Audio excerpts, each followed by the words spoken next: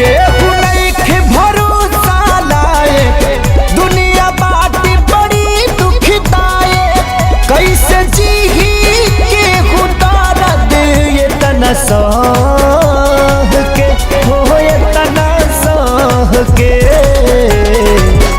दवा दिल के बनावे के पड़ी रामदेव बाबा से कह के। दवा दिल के बना